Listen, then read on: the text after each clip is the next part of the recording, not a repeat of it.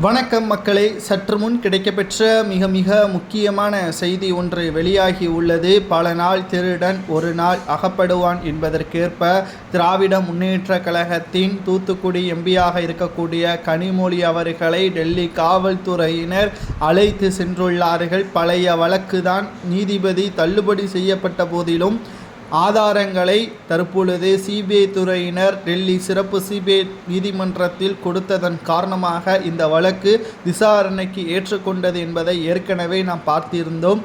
2G வழக்கில் முக்கியமான குற்றவாளிகள் ராசா, கனிமொழி, தயாநிதிமாறன், இன்னும் 14 அரசு அதிகாரிகள் என்று ஒட்டுமொத்த நபர்களையும் சிறையில் அடைப்பதற்கு ஏற்பாடுகள் செய்யப்பட்ட பொழுது சாட்சியாக இருந்த சாதிக் பாஷா அவர்களது மரணத்தை வைத்து கருணாநிதி அவர்கள் இவர்களது வழக்கை தள்ளுபடி செய்ய வைத்தார்.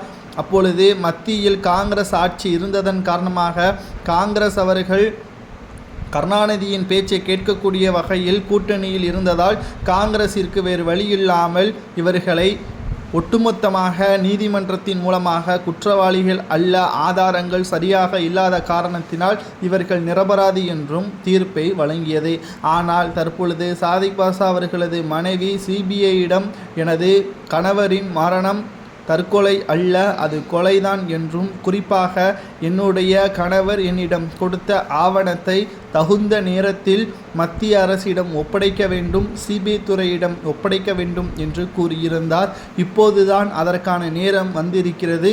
நிச்சயம் தவறு செய்தவர்கள் யாரும் தப்பிக்கக்கூடாது, அவர்களை சிறையில் அடைத்து அதற்கான தண்டனைகளை வழங்க வேண்டும் என்றும் தற்பொழுது உயிரிழந்தவரது மனைவி சிபிஐ துறையிடம் கடந்த மாதம் கொடுத்திருந்தார். அனைத்தையும் சரிபார்த்த பிறகு பல ஆயிரம் கோடிகளை இவர்கள் ஊழல் செய்தது, அதற்கு உறுதுணையாக கலைஞர், காங்கிரஸ் இருந்தது என்ற அனைத்து தகவல்களும் அந்த ஃபைலில் இடம்பெற்றுள்ளது. கூண்டோடு சிறைக்கு செல்ல போவது கனிமொழி, ராசா, தயாநிதிமாறன், இன்னும் 14 அரசு அதிகாரிகள். முதற்கட்டமாக விசாரணையில் கனிமொழி அவர்களை விசாரணைக்காக டெல்லிக்கு அனுப்புமாறு 2 முறை சம்மன் அனுப்பப்பட்ட நிலையில் அதை கண்டுகொள்ளாத கனிமொழி அவர்களை தற்பொழுது டெல்லி காவல்துறையினர் கைது நடவடிக்கை மேற்கொள்வதற்காக தமிழகம் வர உள்ளார்கள். இவர்களை தடுப்பதற்கு தமிழக காவல்துறையினர் முயற்சி செய்தால் நிச்சயமாக இது மிகப்பெரிய அளவில் கலவரமாக கூட வருவதற்கு வாய்ப்புகள் இருக்கலாம். தமிழகத்தில் தற்பொழுது திமுகவின் ஆட்சி தான் நடைபெறுகிறது. ஆனால் குற்றவாளிகள் அனைவரும் எங்கே இருக்கிறார்கள்? திமுகவில் தான் இருக்கிறார்கள் என்பதில் எந்த ஒரு மாற்று கருத்தும் இல்லை என்பதில் இது மூலமாக தெரிய வருகிறது.